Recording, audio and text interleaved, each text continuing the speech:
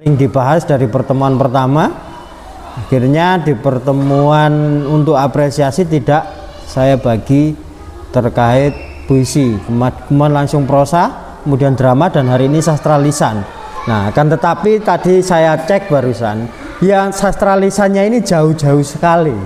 Maksudnya jauh itu tidak dekat dengan kehidupan sehari-harinya. Dosen nyentrik. Saya mulai dulu ya. Bismillahirrahmanirrahim. Assalamualaikum warahmatullahi wabarakatuh. Alhamdulillahirrabbilalamin. Akhirnya hari ini sebagai penutup dari perkuliahan ya, pertemuan tatap muka ataupun daring yang selama ini kita lakukan, ini adalah penghujungnya di pertemuan ke-14 ya. Kontrak kuliahnya pertemuan 14, 1 kali UTS dan 1 kali UAS. Nah, ini adalah pertemuan 14. Jadi ini adalah pertemuan tatap muka terakhir ya. Kita tutup dengan tatap muka yang sempat daring 3 kali ya, via video 1 kali, via Zoom 2 kali ya. Dan hari ini kita melaksanakan dengan tatap muka. Yang di pertemuan terakhir ini sesuai dengan kontrak kuliah ya, kan 3 kali pertemuan terakhir itu apresiasi bentuknya. Jadi berkenalan, kalian berusaha untuk memaknai, untuk memberikan respon terhadap karya-karya sastra ya. Puisi karena sering dibahas dari pertemuan pertama, akhirnya di pertemuan untuk apresiasi tidak saya bagi terkait puisi, kemudian langsung prosa, kemudian drama, dan hari ini sastra lisan. Nah, akan tetapi tadi saya cek barusan, yang sastra lisannya ini jauh-jauh sekali. Maksudnya jauh itu tidak dekat dengan kehidupan sehari-harinya ya. Saya lihat tadi ada yang dari mana ini, Mawar ini Jawa Barat, kemudian Marina Banyuwangi ya, kemudian kalau Dinda tadi pantunnya Kairil ya. Kalau Sahrul ini legenda Kendedes. Oh, legenda Kendedes ini Dinda ya ternyata ya. Dinda, oh Dina tadi ya yang sastra lisan pantun. Dia agak jauh. Jadi tidak dekat dari dirinya karena mungkin tidak mendapatkan cerita ataupun sastra lisan ya di kesehariannya, sudah nggak ada ya, nggak ketemu lagi ya. Tapi kalau di pondok pesantren, kamu masih di pondok ya? Sudah pulang. Kenapa? Kok awal itu kan kuliah ya, ini belum 1 tahun ya sudah pulang. Tapi dari SMA dulu ya? Atau baru kuliah? Oh, dari SMP. Jangan-jangan ini tergoda cewek ini, minta pulang. Untuk cerita rakyat ini rata-rata jauh ya, rata-rata jauh. Nah, ini saya minta diceritakan dulu prosesnya untuk Dinda dulu ya, ini Dinda. Terkait bagaimana ceritanya pemilihan Ken Arok dan Ken Dedes yang dipilih ini dalam bentuk apa ya, dalam bentuk apa, dan kamu mendapatkannya bagaimana. Baru setelah itu pemaknaannya secara ringkas, tidak perlu panjang kali lebar ya, ringkas seperti biasanya yang diutarakan Mawar, jadi hasil dari proses berpikirnya ya gitu ya.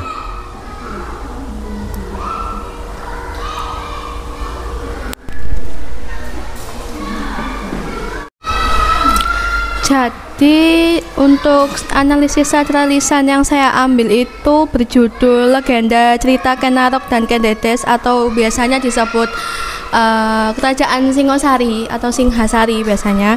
Nah, di sini tuh saya tuh buat ringkasan. Jadi itu kisahnya cinta antara Ken Arok dan Ken Dedes itu awal mula berdirinya Kerajaan Singosari di Jawa Timur yang bertepatan di Tumapel. Jadi Ken Dedes itu adalah putri pendeta Buddha bernama Empu Purwa yang awalnya tuh menjadi istri Tunggul Ametung, penguasa Tumapel. Lalu Ken Arok itu yang sebelumnya dikenal sebagai berandal atau pemberontak atau biasanya suka mencuri, dia itu tinggal menjadi pengawal Tunggul Ametung berkat rekomendasi Brahmana Logawe. Lalu suatu hari Ken Arok itu melihat sinar memancar dari tubuh Ken Dedes saat kainnya tersingkap, yang diyakini sebagai pertanda bahwa ia adalah wanita pilihan yang akan menurunkan raja-raja di Jawa. Lalu karena terpikat dari kecantikannya, Ken Arok itu berusaha untuk membunuh Tunggul Ametung dengan menggunakan keris buatan Empu Gandring. Lalu setelah berhasil membunuh Tunggul Ametung, Ken Arok menikahi Ken Dedes dan mengambil alih kekuasaan di Tumapel. Singkat cerita, Ken Arok kemudian memerdekakan Tumapel dan Kerajaan Kediri dengan mendirikan Kerajaan Singosari pada 1222 Masehi, menjadi raja pertamanya dengan gelar Sri Rajasa Bahtara Sang Amurwabhumi. Kisah ini menandai awal sejarah Kerajaan Singosari yang kelak memainkan peran penting dalam sejarah Nusantara. Baik, seperti itu. Terus dapat sastra lisan ini bagaimana? Belum diceritakan. Kebetulan saya lahirnya di Singosari, Pak. Jadi kayak nenek-nenek saya dulu, kakek-kakek saya, orang tua saya tuh sering kayak cerita, kamu ngerti nggak sih di Singosari ini dulu ada kerajaan di Tumapel itu, terus Ken Arok, Ken Dedes, terus ya cerita turun menurun lah sebenarnya dari orang-orang yang tinggal di sana. Terus begitu ada tugas ini, saya ingat yang saya tahu dan yang lebih saya paham itu tentang cerita ini, akhirnya saya membuat ringkasan cerita ini. Gitu ya, karena sebelum-sebelumnya pernah mendengar. Iya. Ya. Tapi layaknya Majapahit, Singosari juga tidak ada kerajaannya atau tidak ada peninggalannya. Ya, hanya berupa situs-situs kecil. Seperti di Majapahit ini banyak sekali situs-situs kecil, ya. Apalagi di bumi Mojokerto, ya, dari ujung wetan sampai ujung kulon, ya, itu ada, ya. Maksudnya kalau di ujung, memang paling banyak itu di ujung kulon di daerah Trowulan. Kalau di ujung wetan itu di area Penanggungan. Kalau di ujung kidul itu di daerah Klintirejo sana, ya, Jatirejo, ya, daerah sana itu ada penemuan lah. Kalau perbatasan sini itu ada beberapa situs di Tarik, Sidoarjo, ya. Itu memang kalau kita bicara Majapahit itu ada situs-situs kecil itu, ya. Begitu juga dengan Singosari, ya. Kondisi-kondisi itu tidak terjadi di Jawa Tengah.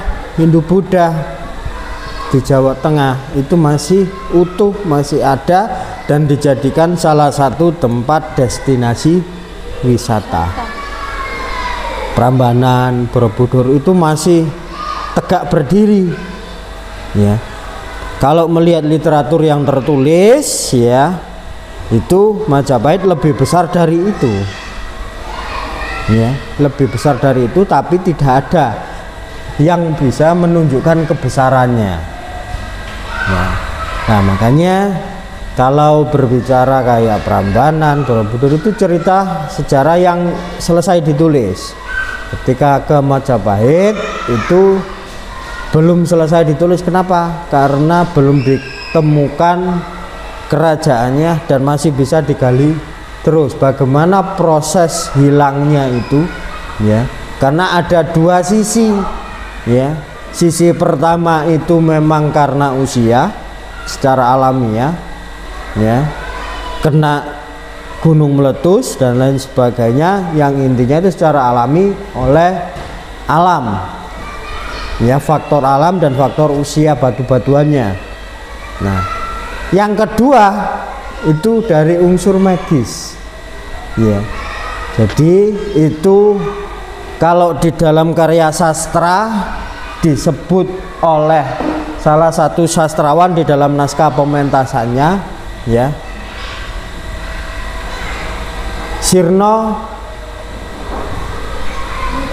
Waalaikumsalam. Kertaning bumi, jadi dihilangkan dari muka bumi dengan kekuatan yang bisa menyelimuti itu, ya. Itu di dalam pementasan salah satu sastrawan. Oke. Mana yang benar masih belum bisa dibuktikan. Dua-duanya adalah sumber yang bisa dijadikan pengetahuan, ya. Kalau di bidang akademik yang bisa dijadikan pengetahuan ya hasil penelitian, ya. Tapi untuk jadikan pengetahuan, dua-duanya bisa dijadikan pengetahuan. Tapi ngomong soal benar atau salah itu belum tahu, karena belum tuntas ditulis, belum tuntas diteliti, belum tuntas sampai muncul bukti-bukti yang bisa menguatkan opini itu, ya. Begitu juga di Singosari. Apakah ada kerajaannya? Enggak. Apakah kalau ada kan kamu pasti tahu, kan enggak ada. Nah, itu faktor-faktor itu juga yang belum selesai.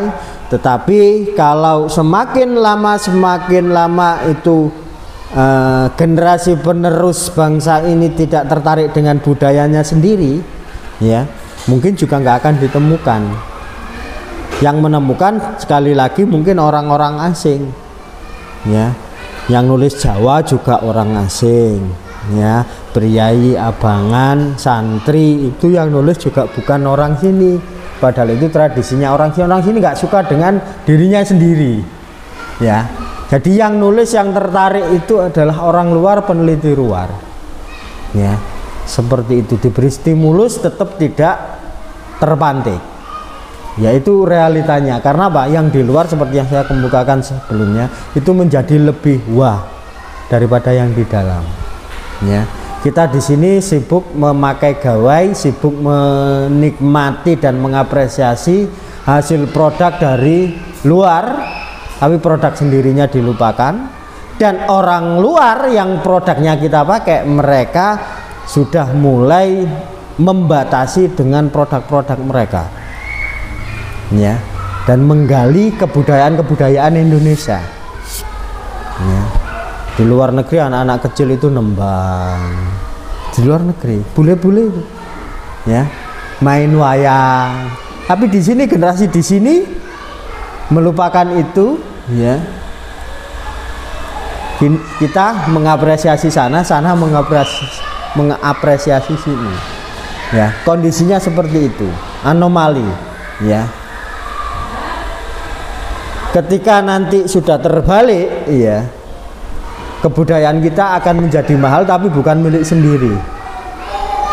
Sudah yang sana yang paling menguasai, sini nggak tahu sama sekali. Ya.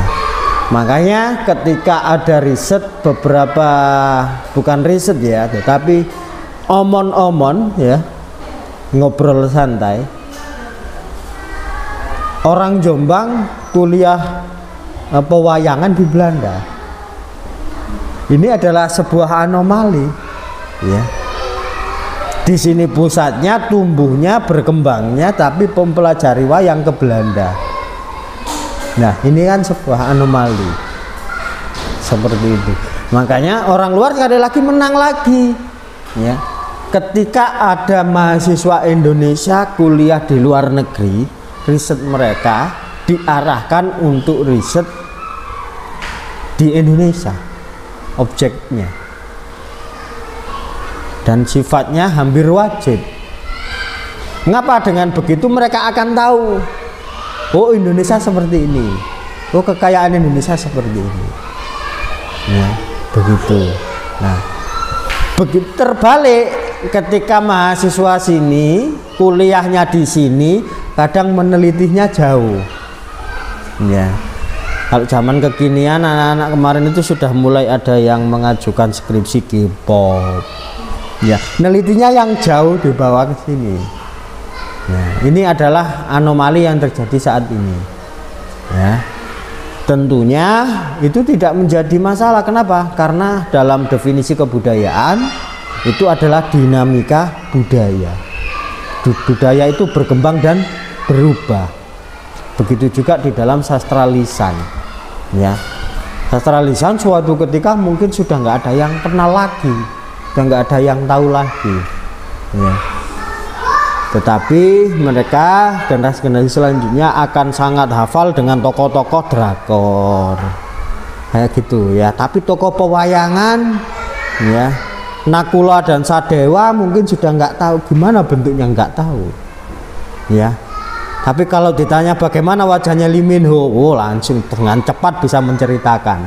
Nah, ini suatu ketika akan terjadi dan sekarang kan sudah mulai ya, sudah mulai.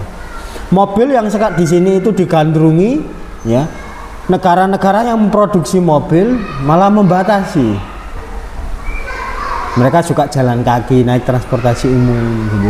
Nah di sini kan masanya yang tidak produksi malah meninggalkan transportasi umum untuk naik kendaraan pribadi. Ya. Suatu ketika kita nanti akan seperti Barat, ya, yang memproduksi kendaraan-kendaraan. Kita akan seperti Jepang, kita akan seperti Korea, ya. Mereka di sana lebih banyak jalan kaki. Coba aja searching ya, mereka banyak jalan kaki. Padahal negaranya menghasilkan kendaraan sendiri. Ya. Fase mereka dulu seperti ini, tapi selanjutnya mereka akan berubah seperti itu. Dan ketika nanti kita akan merasakan itu juga, lebih suka jalan kaki. Suatu ketika ya, ini kan tandanya sudah muncul, tandanya sekarang sudah muncul. Apa? Di luar negeri salah satunya untuk pemerintah menghentikan produk konsumsi warganya untuk kendaraan itu kan dengan pajak yang tinggi. Nah, presiden kita yang terbaru ini pajak sudah infonya 12%. Ya. Nah, ini kan mendekati. Ada tanda-tanda menuju, saya tidak tahu nanti memang fix melalui pembatasan itu melalui pajak seperti luar negeri atau dengan cara-cara yang lain, itu belum tahu ya.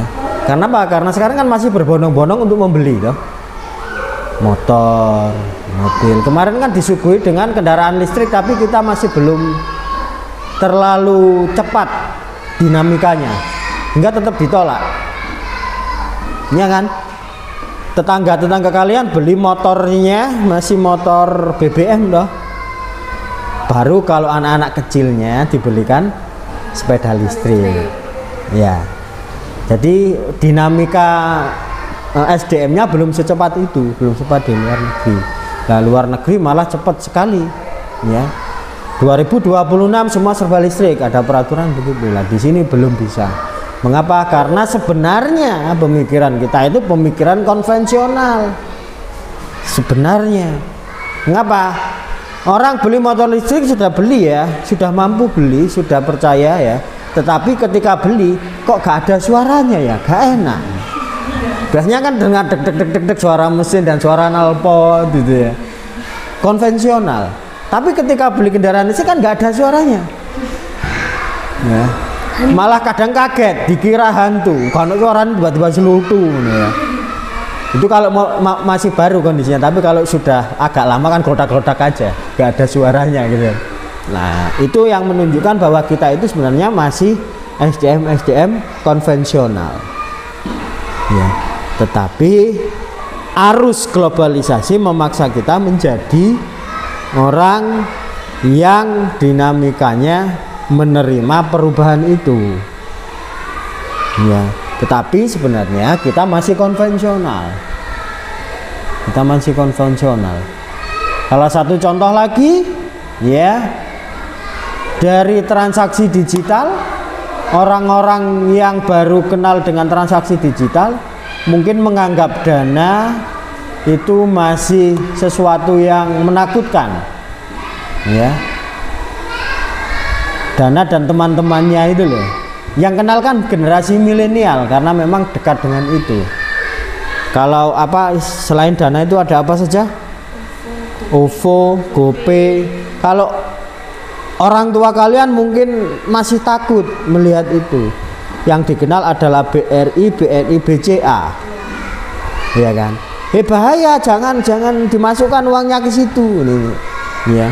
Masih takut, ya. Tetapi mereka tidak takut ketika dapat telepon, Anda mendapatkan undian mobil, ya silakan bayar pajaknya dulu. Nanti mobil akan dikirim berapa pajaknya, 40 juta, dan itu dikirim, dan setelah itu toleh ini ya. Ya, karena SDM-nya masih konvensional. Yang bisa menangani dengan cepat dilakukan sendiri masih belum percaya. Tapi kalau orang lain yang melakukan, percaya saja dan akhirnya tertipu. Ya, jadi tugas kalian generasi milenial itu ketika melihat ibunya atau apa, ya yang terlalu percaya dengan yang ada di media sosial itu diberitahu. Tidak semua di media sosial itu benar. Tidak semua telepon undian berhadiah itu memang benar-benar memberi hadiah. Nah, ini kan yang terkait dengan literasi digital, ya. Kalau kita masih orang konvensional, kenapa seperti itu? Apakah salah? Tidak, itu adalah budaya kita. Ya. Kita percaya kalau duduk di tengah pintu, ya, jodohnya balik. Ya. Kita percaya kalau menjelang maghrib keluyuran itu nanti kena musibah. Nah, itu adalah mode-mode konvensional dan itu adalah ciri kita, ya, yang tumbuh besar dan melekat di otak kita, otak-otak konvensional, ya, seperti itu. Sehingga segala sesuatu yang bentuknya spirit itu masih sangat kental, ya, dan tidak perlu dibuktikan, itu langsung percaya. Sama halnya dengan telepon undian berhadiah tadi, gak perlu dibuktikan, ya, langsung auto percaya, kayak gitu. Ya, itu tidak salah. Mengapa? Karena ada keterlambatan lah. Kalau di dalam kebudayaan itu yang dimaksud dengan adanya gap itu, ya, ada yang terlambat, ada yang error. Nah, itu pasti ada. Nah, kalau kalian, nah itu sudah tidak menerima dengan secara langsung dan secara besar-besaran tradisi. Ya, dari kecil mungkin sudah mulai berkenalan dengan TV, dengan handphone, ya, dengan radio atau audiovisual. Itu sudah kenal itu dari kecil, ya.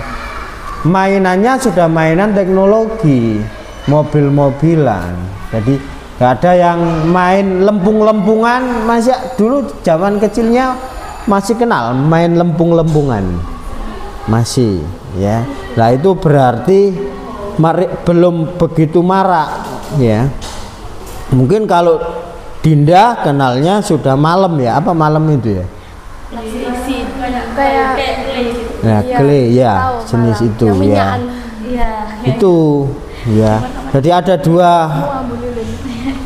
daerah yang sebenarnya, mengapa? Karena itu kan tradisi barat sebenarnya kan, clay itu. Kenapa nggak ada tanah liat? Ya, semua sudah betonisasi. Nah, terus anak-anak kecil ketika mau bermain remah-remahan pakai apalah? Ditemukanlah clay itu. Nah, kalau di Indonesia kan yang belum beton, yang masih tanah liat kan masih banyak. Kalau dalam perkotaan nggak ada, akhirnya langsung mengadaptasi clay itu. Sebenarnya punjernya sama, tetapi perubahannya, pergeseran budayanya, mana yang lebih cepat, mana yang lambat. Akhirnya sebenarnya kan sama, cuma dari bahan-bahan yang berbeda. Ya, intinya sama. Di barat itu ada filsafat, di timur juga ada filsafat, di Jawa juga ada filsafat. Tapi nyebutnya orang Jawa itu bukan filsafat, tapi makrifat. Nah, ini adalah tradisi-tradisi yang harus dipelajari dan harus dikenal, ya. Sastra lisan itu salah satunya untuk mengenalkan itu, ya. Kita masuk ke sastra lisan yang sudah dikoordinasi oleh orang modern, masuk ke pantun misalnya ya. Ya, ini terakhir nanti kita lihat dulu lah. Kita masuk yang orang modern tetapi berupaya untuk mengangkat tradisional agar tidak hilang. Saya lihat ini nanti dari apresiasinya siapa, saya cek dulu. Kalau pantun ini masih terlalu jauh. Oke, Domingas taruh situ dulu ya. Asal usul Surabaya.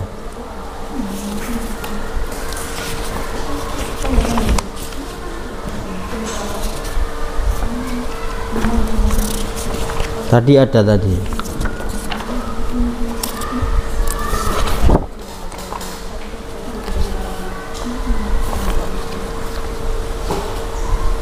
Yang berupaya untuk dimunculkan sastra lisan ke dalam karya sastra oleh sastrawan, ya termasuk oleh Sapardi Djoko Damono itu juga mengangkat dongeng-dongeng di dalam cerpen-cerpennya. Ya, kalau Senjakalaning Majapahit naskah drama itu mengangkat cerita Majapahit. Ya, kalau yang dipilih oleh Dina pantun ini apa yang ada yang diangkat kira-kira? Peribahasa Jawa aja ini. Pulau Pandan jauh di tengah. Iya. Ini sudah bentuk yang baru, nggak mengangkat sesuatu yang lama. Nah, ini Mita. Nah, ini kita masuk ke tradisi wayang Mita. Bisa silakan, ada Mita ya. Oke, silakan Mita. Ya, bagaimana ceritanya memilih ini? Ya, kemudian langsung mengapresiasi itu diceritakan dulu sebelum masuk ke hasil kerjanya.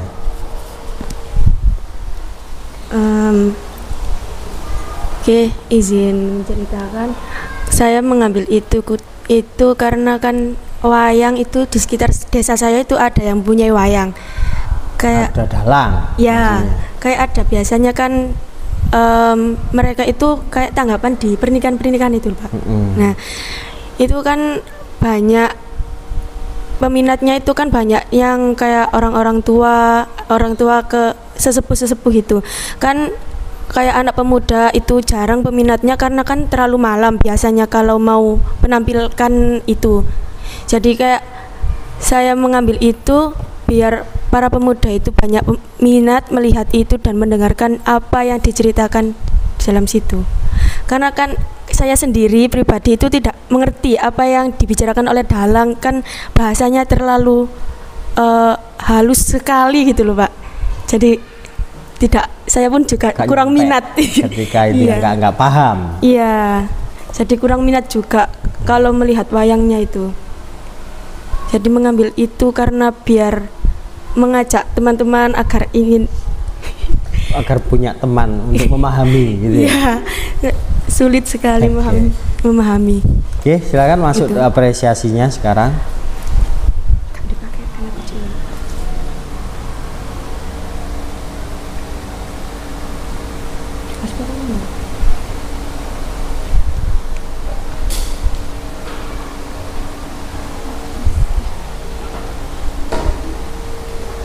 Sendiri.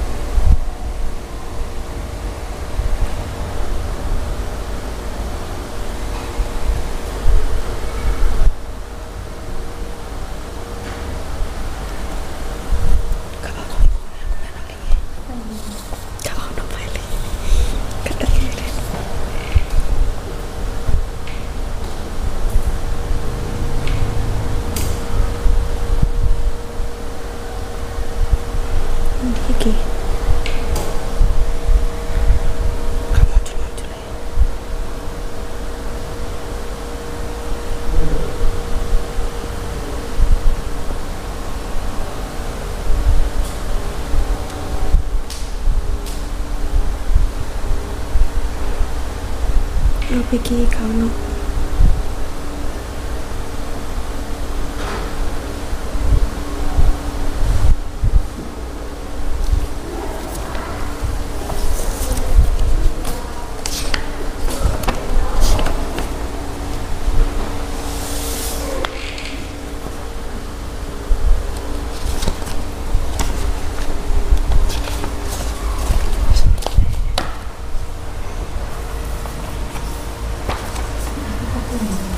Iya. Ayo, Mbak Mita. Lagi loading soalnya habis sih. Ini mau. Ya apa iki? Kamu.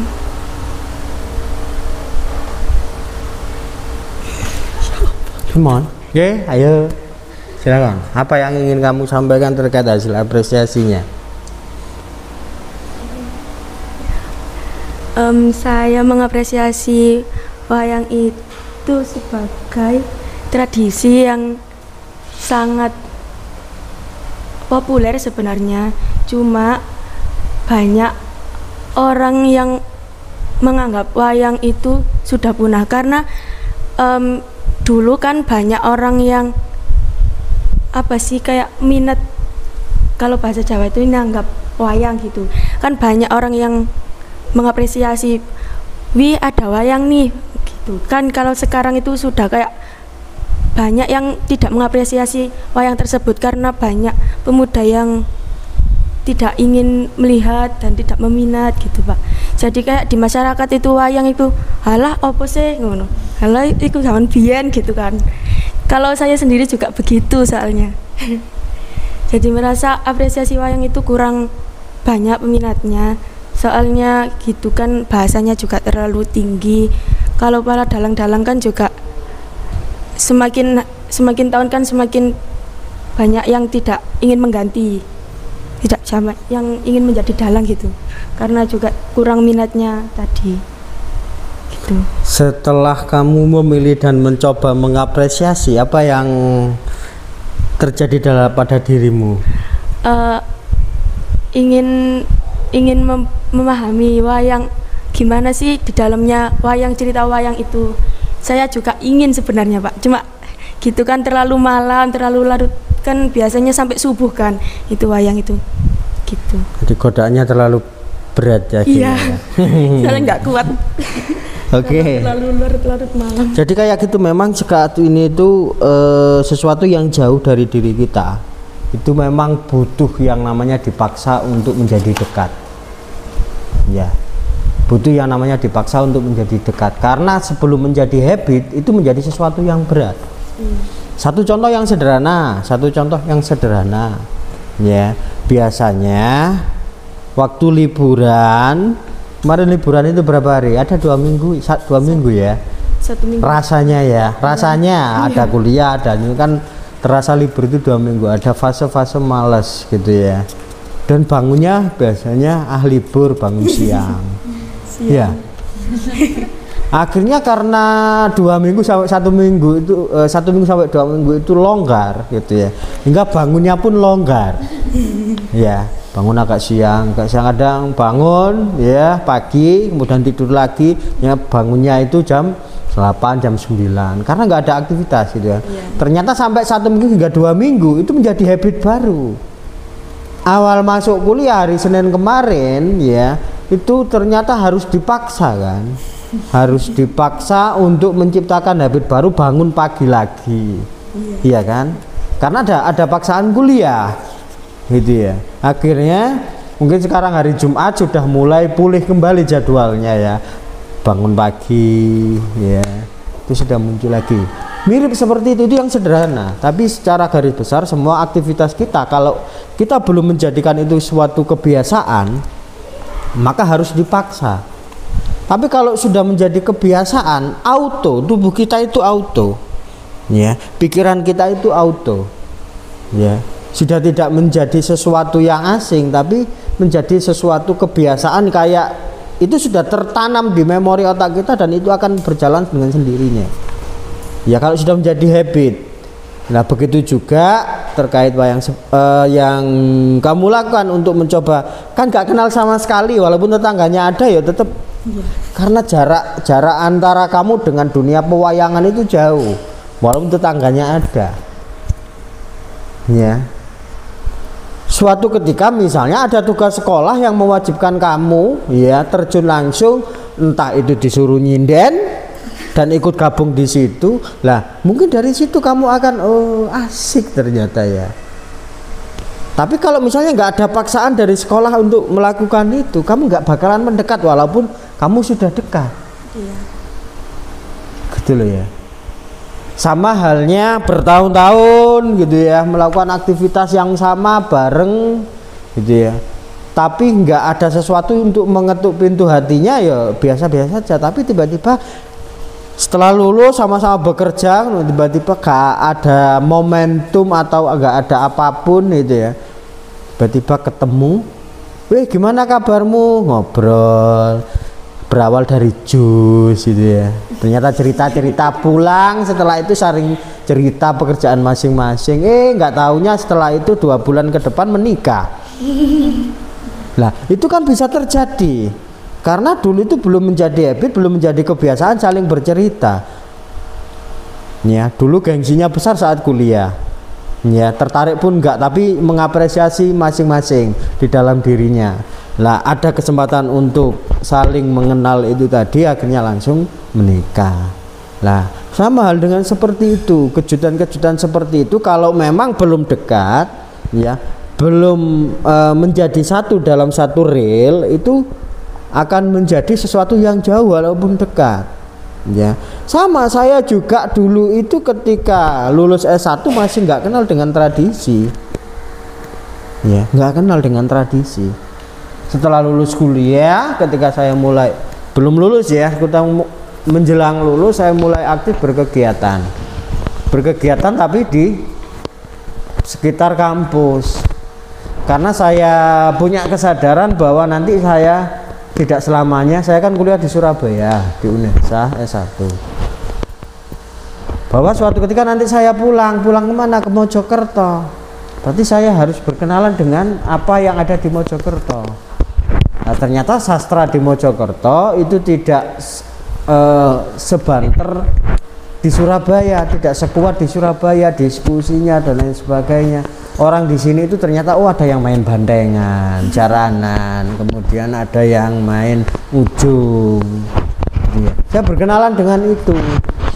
Ya. Akhirnya ya mau tidak mau mempelajari itu dan saya masukkan ke dalam puisi-puisi dan cerpen-cerpen saya. Seperti itulah, baru dari situ mulai, gini tuh tradisi, gini tuh orang mau copat. Mau nggak mau orang yang menekuni kesenian di daerah sama-sama di Mojokerto itu seolah-olah itu adalah teman saya walaupun beda bidang ya.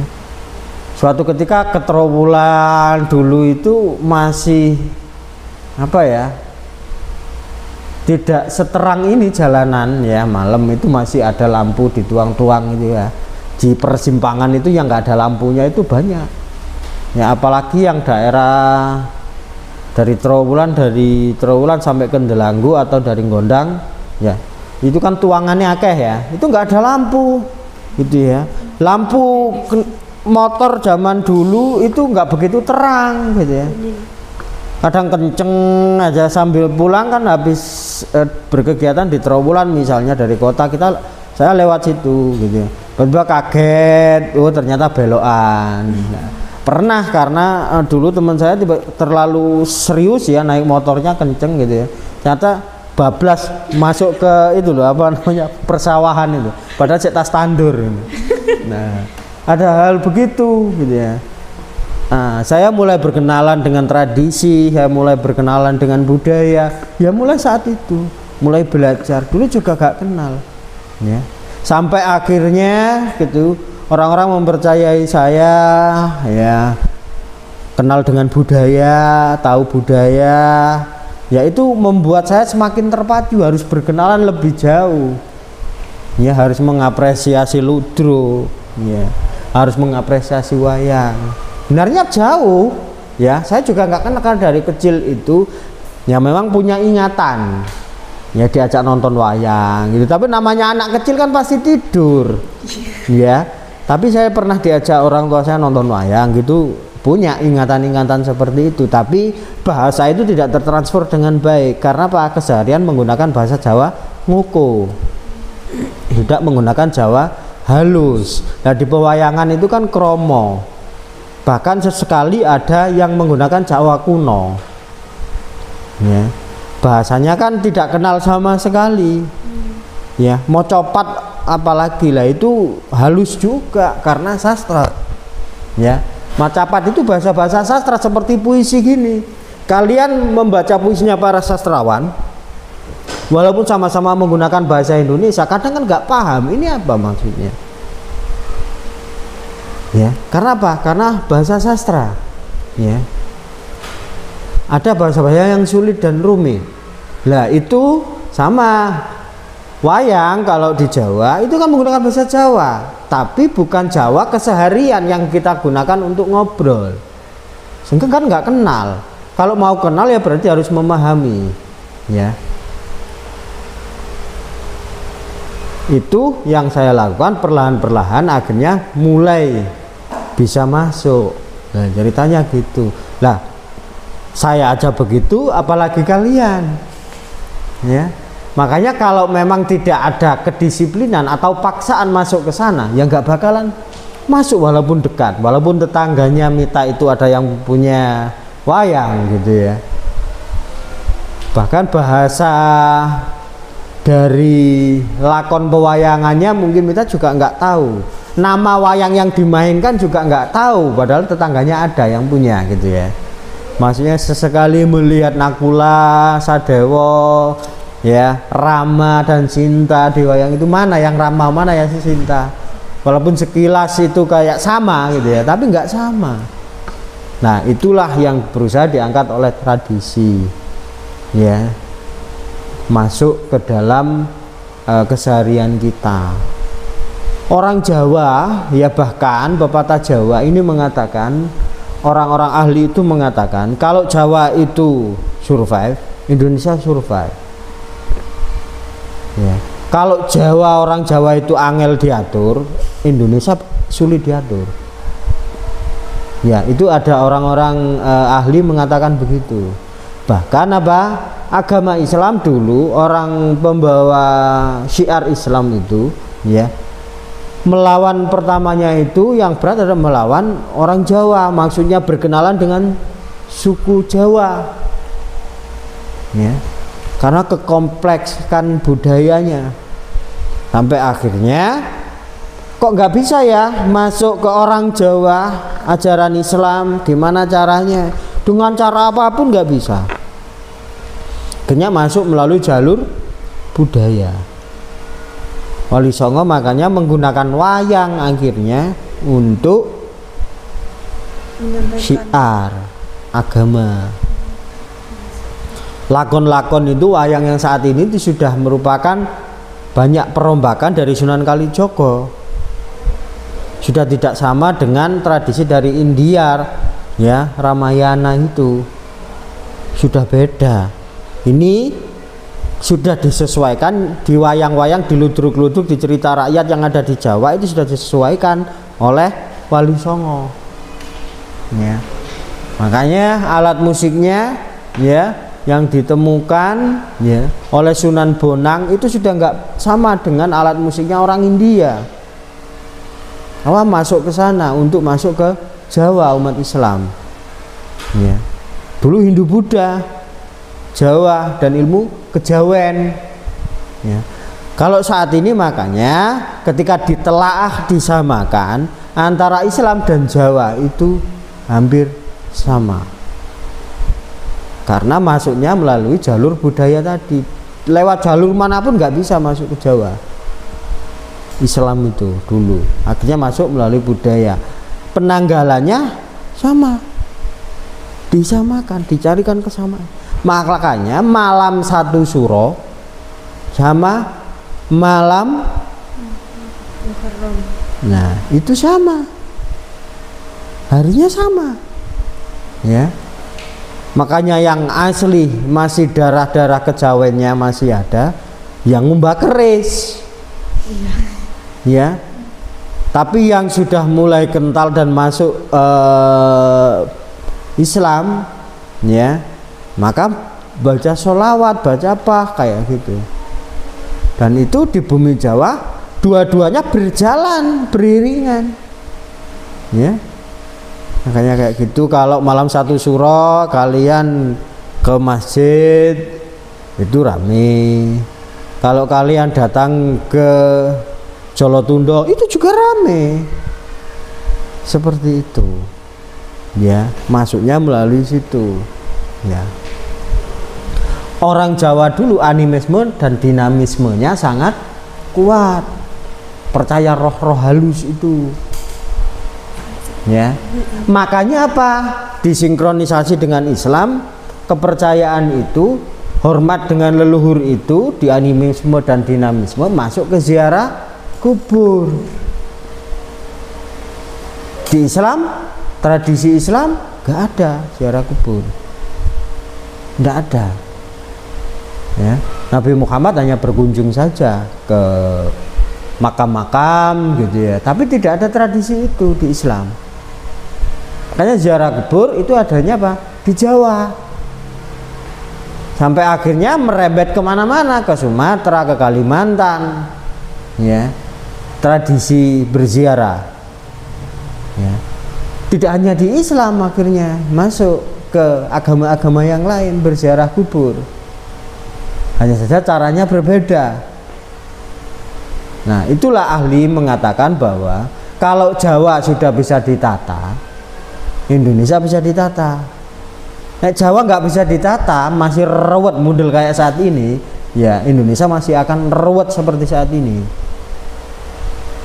Gitu ya. Jadi punjernya apa? Karena di situ kesulitan, kekuatan bundelnya Jawa itu kayak gitu. Ya. Dulu zaman Belanda kita tarik ke belakang ya, ini terkait dengan tradisi. Zaman VOC, ya, kerja paksa, rode dan lain sebagainya itu digaji. Tapi yang ngambil uang-uang itu ternyata orang-orang pribumi. Orang pribumi, sebutan orang pribumi ketika ditelisik lagi ternyata orang Jawa. Ngorupsi bayarane rakyate dhewe. Akhirnya ditulis di sejarah, ya, kerja rodi, nggak ada gajinya. Padahal dibayar. Ya, tapi tidak diberikan. Jadi dari zaman penjajahan dulu ternyata yang menjajah adalah bangsanya sendiri. Karena ketika dipelajari konsep mereka, ya, konsep mereka itu adalah berdagang. VOC itu adalah perusahaan. Jadi bukan kelompok tentara ke sini menyerang, membangun kerajaan, benteng. VOC coba dicari literaturnya itu adalah perusahaan rempah-rempah. Nah, dari situ akhirnya oh, seperti ini. Nah, kayak gitu. Makanya yang buanter juga yang paling nyinyir dan julid ya juga orang Jawa. Iya kan? Di media sosial yang buanter itu akhirnya mencapai rating tertinggi bahwa Indonesia nomor 1 tingkat julidnya sedunia. Ya, komentar negatif itu loh. Itu Indonesia nomor 1. Dunia loh ini dunia. Ya. Makanya menjadi pemimpin di Indonesia ya sulit. Salah didik ya dijulitin. Wong bener aja dijulitin apalagi salah. Nah, makanya ketika gagasannya Jokowi revolusi mental itu bagus sebenarnya. Jadi kayak metode yang diterapkan Jepang ketika bom Hiroshima dan Nagasaki, ya, itu adalah apa? Pendidikan. Mentalnya dibangun dulu, bukan pembangunan gedung-gedung yang rusak. Ya. Mental kita itu sudah bobrok, ya. Mental kita ini sudah bobrok. Nah sekarang kemarin ya, utang Indonesia berapa? Ke dunia, ke UNESCO 300 T ya. Iya. 300 T lebih ya. Hutang negara itu. Itu kan heboh ya orang Indonesia ya, heboh ya. Hutang negara banyak, heboh. Ternyata apa yang dikorupsi kemarin mencapai itu. 271. Ya, yang dikorupsi itu hanya satu bidang saja. Lah kalau misalnya dana itu utuh ya, kita nggak punya utang dong. Dia dibuat bayar utang, kan selesai. Ya kan? Berarti uang Indonesia itu banyak, tapi nggak tahu kemana. Iya kan? Hutangnya saja kayak dulu ketika dengar mau lengsernya jabatan Jokowi, ya kan? Hutang 300 T itu kayak besar. Ternyata kemarin pada pemberitaan korupsi 300 triliun lebih. Itu satu bidang aja ya. Bidang yang lain berarti Indonesia sebenarnya kaya raya. Itu yang membuat orang luar negeri ketika Indonesia semakin mandiri itu semakin takut. Gitu ya. Kok bisa Pak, kok gak terlihat kayanya? Ya seperti tetangga kalian orang dulu yang jadi petani itu, ya kayanya orang petani itu nggak bisa terlihat kaya, tapi dia kaya. Anaknya 9, anaknya 12 menikah bisa dibuatkan rumah semuanya 12. Tapi nggak terlihat kaya kan? Orang kaya yang saat ini punya mobil, rumahnya lantai 2 misalnya, punya mobil, punya motor dan sebagainya, anaknya 2 gitu ya. Kadang anaknya menikah itu membuatkan rumah masih belum bisa. Nah, berarti kekayaan orang-orang itu kan tidak terlihat ya. Itu makanya uang negara yang buahnya itu tidak terlihat, tapi nek utangnya terlihat. Nah baru dikorupsi kayak gitulah. Ini yang namanya kita bisa melihat seperti ini dengan kearifan lokal.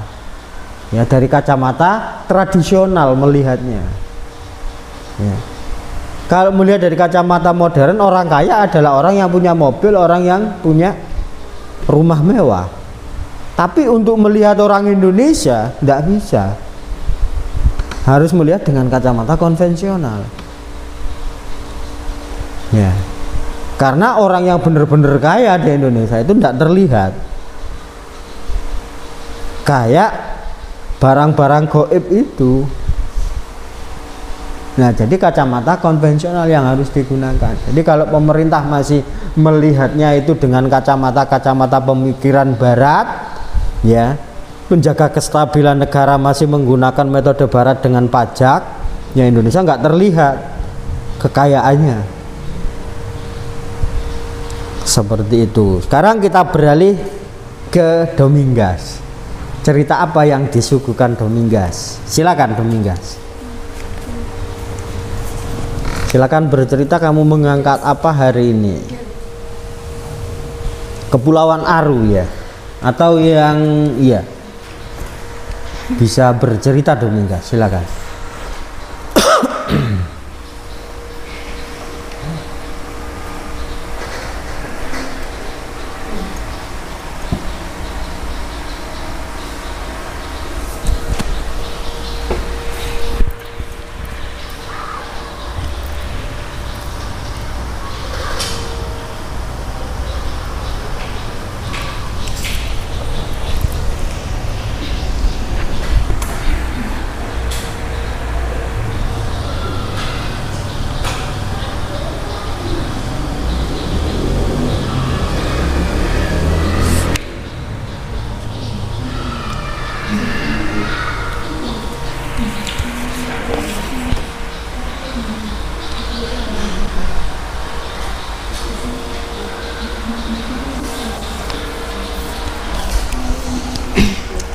Baik, izin mencerita. Suku Aru merupakan suku bangsa di wilayah Indonesia yang menjadi Kepulauan Aru. Maluku Tenggara, sebuah kepulauan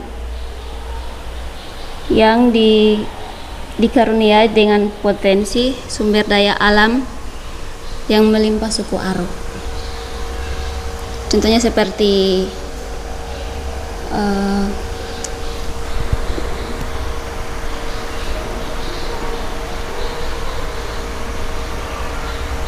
rumput laut, mutiara, sama ikan.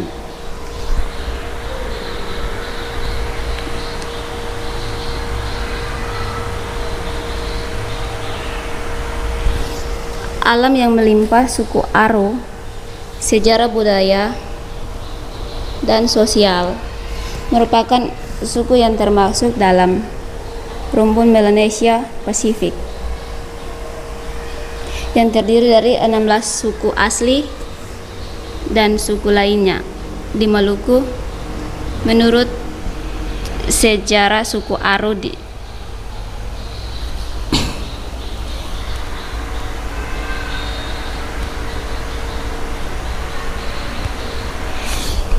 sering dikaitkan berasal dari Pulau Enokarang,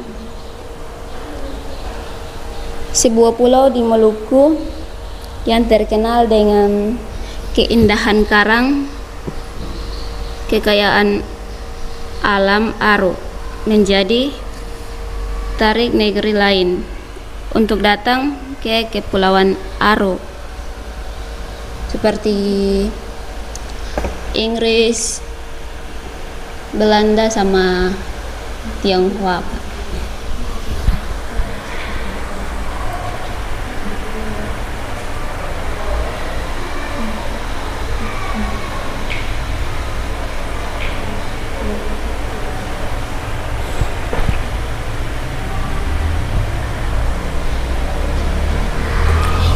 Suku dan bahasa Aro beserta kekayaan sumber daya alamnya membuat wilayah Kepulauan Aro sangat istimewa. Tercatat pada tahun 1600, orang-orang Tionghoa telah menginjak kaki di Kepulauan Aro pada tahun 1000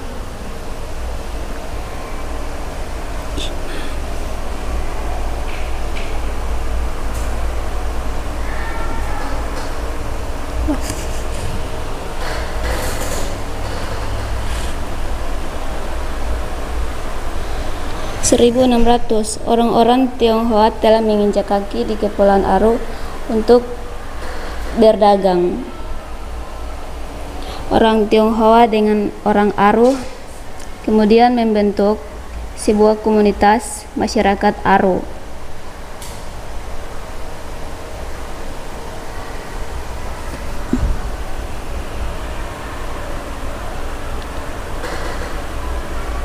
Kekayaan sumber daya alam di Kepulauan Aro juga telah mengundang negara-negara lain untuk datang dan bahkan mencoba menguasainya.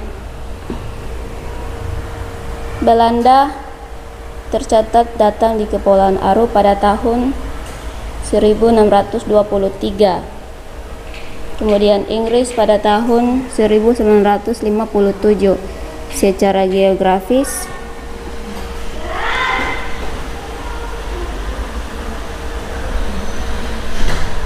Kabupaten Kepulauan Aro berada pada koordinat 5 derajat sampai 8 derajat lintang utara dan antara 133 ke 5 derajat bujur timur dengan luas wilayah 6,269 km yang terbagi dalam 2 kelurahan, 117 desa dan 10 kecamatan. Batas-batas geografis Kabupaten Kepulauan Aro. Yang pertama, sebelah barat berbatasan dengan timur Pulau Kei Besar dan Laut Arafura, dan kedua sebelah utara berbatas dengan bagian selatan Pulau Papua. Yang ketiga sebelah timur berbatasan dengan bagian selatan Pulau Papua. Yang keempat sebelah selatan berbatasan dengan Laut Arafura.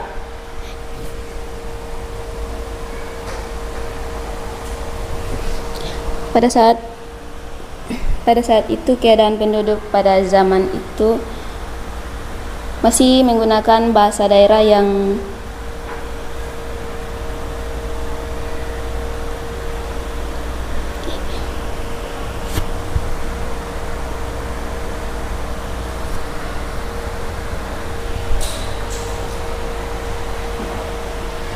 yang mereka gunakan. Terus pada waktu itu pakaian terbuat dari kulit kayu dan daun tikar. Selain itu, alat transportasi yang mereka gunakan adalah belang dan perahu layar. Oke. Ya. Rasanya masih jauh juga sama dengan yang lain ya, karena yang diapresiasi yang jauh, nggak mengapresiasi yang dekat. Kalau mengapresiasi yang dekat kan bisa langsung menceritakan, misalnya kampung halamannya, dusunnya, itu kan bisa langsung tanpa membaca teksnya, karena keseharian itu kan bisa langsung diceritakan. Nah, ternyata yang dilakukan Dominga sama dengan yang lainnya, yang diambil adalah yang jauh-jauh, ya, yang jauh-jauh, ya. Nah, ya, yang diceritakan Dinda tadi itu kan juga jauh ya, Singosari dengan kehidupan Dinda juga jauh. Ya, rata-rata masih jauh. Yang dekat Mita, tetapi dekat ternyata hidupnya juga jauh, juga terasa sangat jauh gitu ya. Bahwa di situ kita bisa berkaca, ternyata kita itu jauh dengan budaya kita sendiri. Ya, jadi kita asing dengan budaya kita sendiri, kita asing dengan diri kita sendiri. Istilahnya kan begitu dah. Tapi kita kenal milik orang lain gitu. Kayak kita itu akrab dengan milik orang lain, itu kan menjadi sesuatu yang aneh ketika kita pikir ya. Coba dirasakan, benar nggak ungkapan itu? Padahal ini yang milik kita, tapi kita asing gitu loh. Kita nggak kenal gitu ya. Kayak yang kalau dicermati yang dilakukan, yang diceritakan Mita, tetangga saya itu ada yang jadi dalang, ya, punya wayang. Tapi saya nama satu-satu wayangnya itu lo nggak tahu. Lo kan ini menjadi ironis gitu loh ya, ya menjadi ironis gitu. Nah, makanya kita ini seperti tamu di rumah sendiri. Iya enggak? Ketika kita cermati lebih dalam, kita akan menjadi asing, kita akan menjadi orang asing di bumi kita sendiri ya. Dan itu ketika kita mencermati dan membuka pikiran lebih lebar, itu seperti itu. Seperti yang ditulis untuk riwayat Kepulauan Aru ya. Orang Aru sendiri itu mungkin sudah secil ya, karena sudah ada percampuran budaya dengan Tionghoa, dengan Inggris, dengan Belanda ya, kemudian dengan orang timur yang di sebelah ujung ya. Makanya kalau kita ke Maluku ada bermacam-macam etnis ya. Kalau kita ke Indonesia Timur dulu, teman-teman, di Indonesia Timur itu rata-rata jenis kulitnya hitam. Kalau Jawa sawo matang gitu kan. Tetapi saat ini karena percampuran itu, Jawa sudah tidak sawo matang, Indonesia Timur sudah tidak hitam ya. Tetangga saya di Surabaya itu, tetangga kos-kosan gitu ya, teman-teman di Indonesia Timur gitu ya, wajahnya putih-putih. Loh, sampai rumahnya di mana gitu cerita ya. Jadi teman-teman di Indonesia Timur itu sudah ingatan mungkin sebagian orang itu bahwa orang Indonesia Timur itu beras kulit hitam, Jawa sawo matang, itu sekarang enggak berlaku itu. Karena ada percampuran yang namanya asimilasi budaya ya. Ras kulit hitam menikah dengan ras kulit putih ya, maka sudah tidak hitam dan tidak putih. Nah, ini yang terjadi asimilasi budaya, banyak perubahan. Lah kalau kita asing dengan itu, lah mana sih yang pribumi, mana sih yang hasil asimilasi budaya? Lah gitu kita nggak tahu, akhirnya yang mana ya, saya juga nggak tahu. Jadi kita menjadi orang asing di rumah kita sendiri ya. Sama seperti misalnya Domingas ke sini, kalau berangkat ke sini itu tidak dikerangkai dengan kacamata budaya ya, maka tidak akan menemukan perbedaan atau budaya yang lain di Mojokerto sini. Pasti Dominguez melihat budayanya sendiri. Tapi misalnya dengan orang Kalimantan kemarin yang melakukan, yang coba bisa dilihat di YouTube-nya, yang melakukan perjalanan jelajah itu loh, ya, karena kerangkanya itu untuk menangkap kebudayaan, ya keragaman budaya itu ditangkap di vlog-vlognya dia. Karena dia berangkat menjelajah itu dengan kacamata untuk menangkap budaya. Nah itu akan beda lagi kalau yang jalan-jalan itu seorang arkeolog. Ya, setiap perjalanannya dia akan menangkap kekayaan budaya. Tetapi kalau perjalanannya ini adalah perjalanan urban, ya, maka yang dilihat di bumi dia dipijak adalah cuan. Orang-orang merantau itu nggak melihat yang lain, tapi melihat apa? Cuannya, di mana ada uang, di mana saya dapat pendapatan lebih. Itu aja yang dilihat. Dan sebenarnya potensi cuan di mana-mana ada. Tapi nyatanya orang merantau itu, ya, orang Irian merantau ke Surabaya, orang Surabaya merantau ke Papua, iya kan? Orang Mojokerto datang ke NTT, orang NTT menikah dengan orang Mojokerto, ya, seperti itu. Sebenarnya kalau dilihat dari pergerakan manusianya dari titik ke titik, setiap titik itu sebenarnya ada cuannya, ya kan? Tapi cara memandangnya saja yang berbeda. Kalau misalnya nggak ada cuan, nggak mungkin orang Mojokerto merantau ke Papua. Orang Surabaya nggak mungkin merantau ke Papua kalau di sana dilihat tidak ada cuan. Karena cara memandangnya berbeda. Cara memandang yang berbeda itulah yang nanti akan menghasilkan pemandangan atau cara pandang atau sudut pandang yang berbeda. Kalau generasi sekarang melihat tradisi itu menjadi sesuatu yang kuno, ya nggak menarik. Tapi kalau melihatnya ini adalah kekayaan, ini adalah kekuatan, nah itu menarik. Ya, jadi kayak gitu.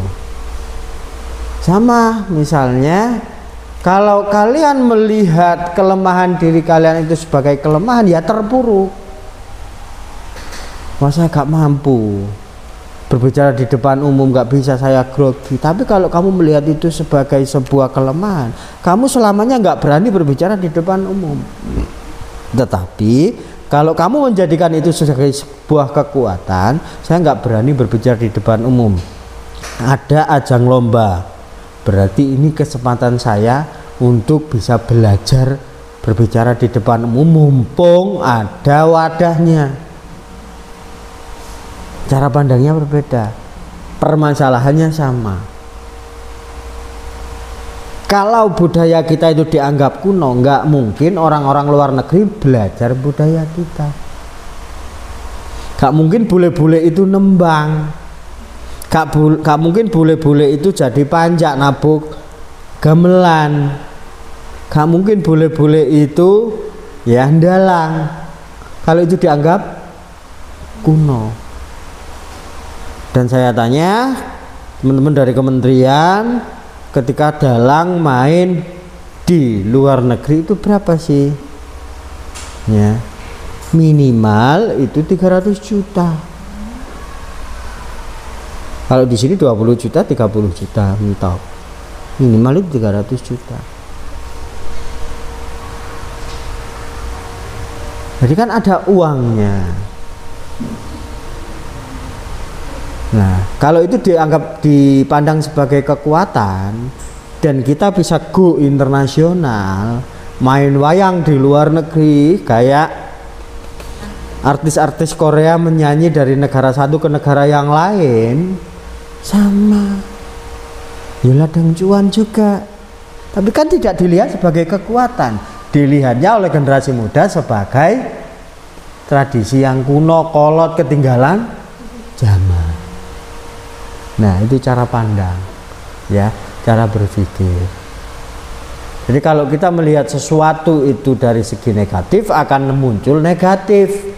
Kalau kita melihat itu dari segi positif akan menjadi positif. Apapun itu. Jadi cara berpikirnya mulai sekarang belajar cara berpikir yang positif. Oh, ban saya bocor. Itu jangan dipikir sebagai bentuk hal yang negatif saja. Direnungi, kenapa ya ban saya kok bocor? Oh ya Allah, ternyata di depan tadi ada kecelakaan. Seandainya ban saya nggak bocor, mungkin saya yang kecelakaan di sana.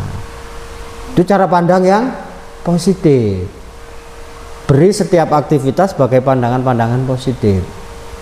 Dengan nanti kita akan ketemu yang positif.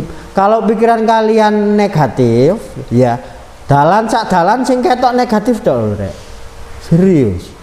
Tapi kalau cara kalian pandang itu negatif, yang positif, yang muncul akan positif-positif. Kita adalah apa yang kita pikirkan. Ya. Sekarang kalau nggak percaya ya, nggak percaya, ini nanti buktikan setelah saya tutup perkuliahan ini. Bicaralah soal satu topik aja. Satu topik tok. Terserah topiknya apa, terserah. Untuk membuktikan pembicaraan saya. Karena saya yakin semua punya handphone ya, punya ya, nggak jauh-jauh risetnya ini. Jadi bicarakan ini lebih sering. Misalnya satu, saya pilih baju gamis. Ya, itu bicarakan baju gamis. Nanti buka handphonemu pasti akan muncul baju gamis. Kamu jalan itu akan melihat cewek berbaju gamis. Apapun itu. Buktikan nanti kalau tidak percaya. Kamu ngobrol dengan temenmu bicara soal tas merah. Nanti di medsosmu akan keluar tas merah. Di jalanan kamu akan ketemu tas merah. Kalau kamu bicara sepeda listrik, kok sepeda listrik itu keren ya? Kayaknya saya pakai sepeda listrik asik ini. Ya. Maka di medsosmu akan keluar sepeda listrik. Di jalan-jalan kamu akan, yang kamu lihat itu adalah sepeda-sepeda listrik. Ya. Dan kamu akan semakin tergiur ketika melewati toko sepeda listrik. Konsep berpikirnya begitu. Ya. Maka kamu adalah apa yang kamu pikirkan. Ya. Kalau kamu itu yang kamu pikirkan adalah males, ya, maka yang dilihat itu orang tiduran, orang santai-santai. Kemudian ketika jalan, wah enak ada ikut isu ngopi, aku budal kuliah. Jadi yang difikirkan itu akan muncul di setiap keseharian. Buktikan setelah ini, bicarakan. Tidak hanya di alam ya, handphonemu akan mengatakan yang sama juga. Handphonemu, kamu bicara kerudung akan muncul kerudung-kerudung itu. Buka TikTok yang muncul kerudung, karena kamu bicarakan kerudung.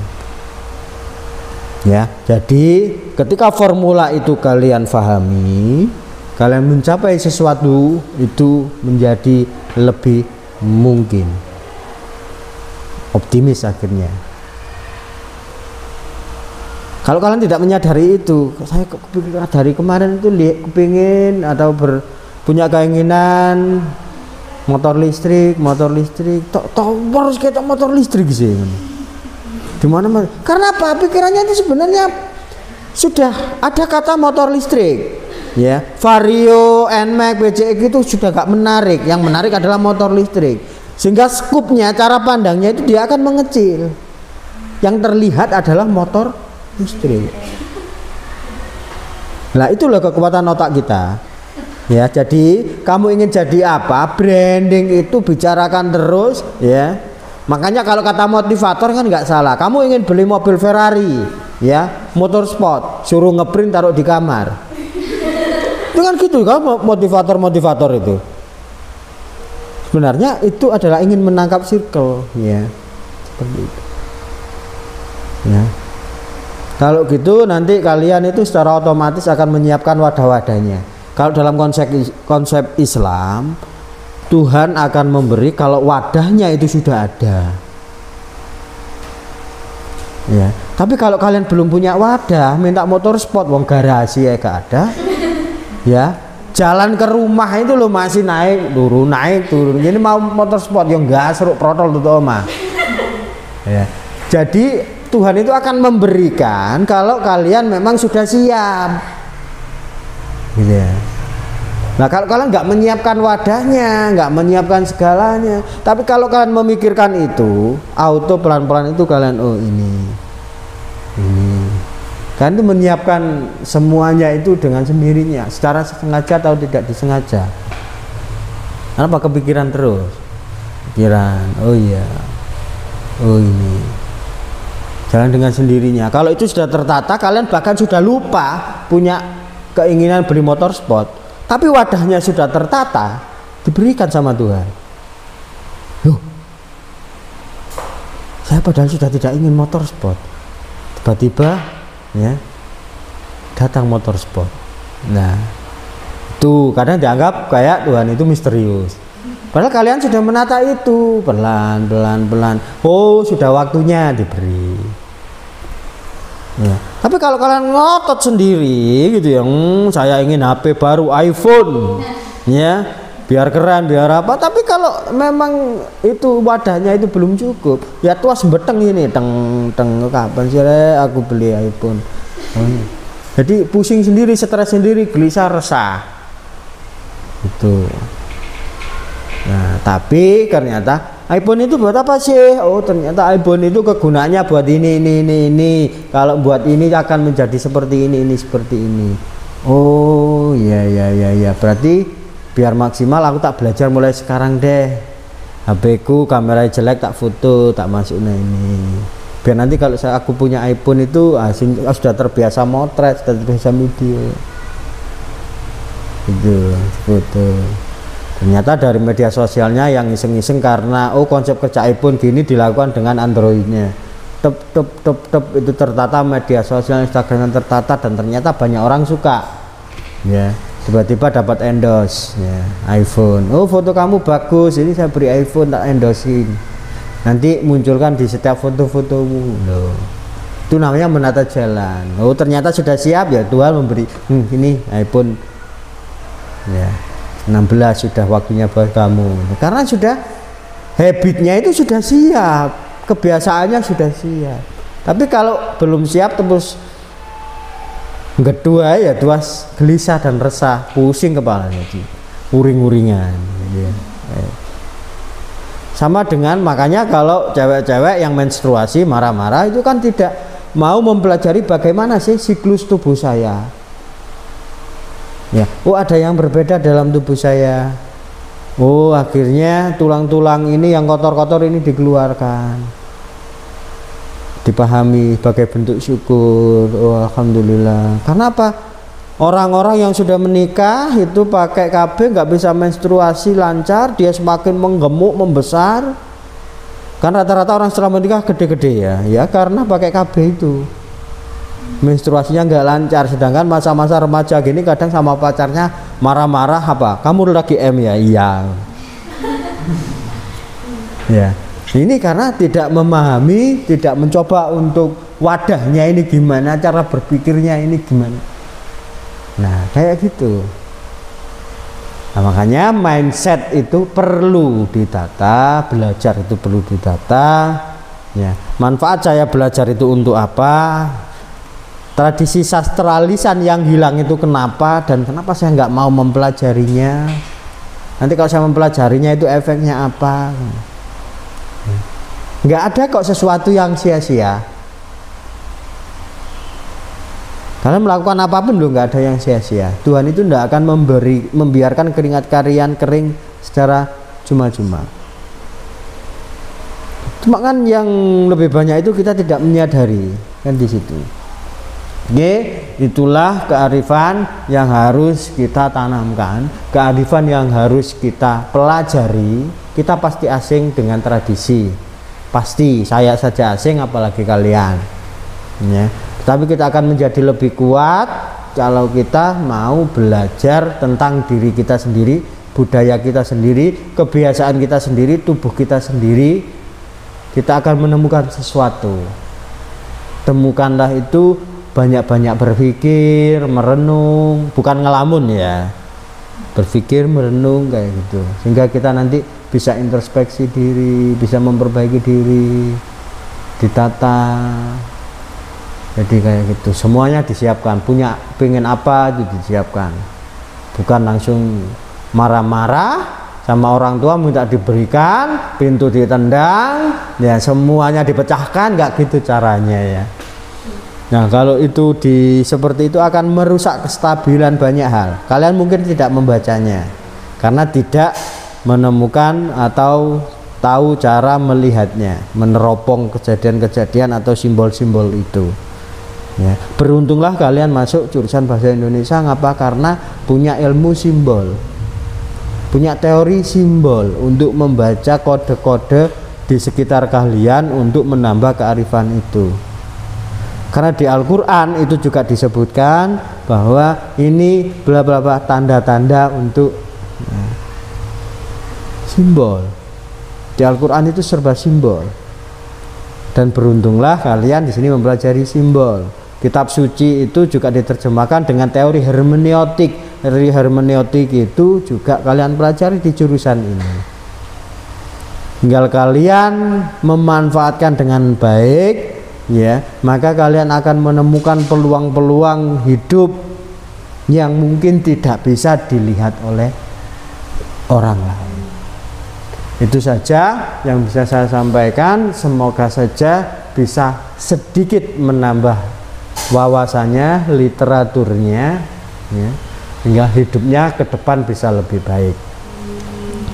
Cukup sekian dari saya. Saya akhiri, wassalamualaikum warahmatullahi wabarakatuh.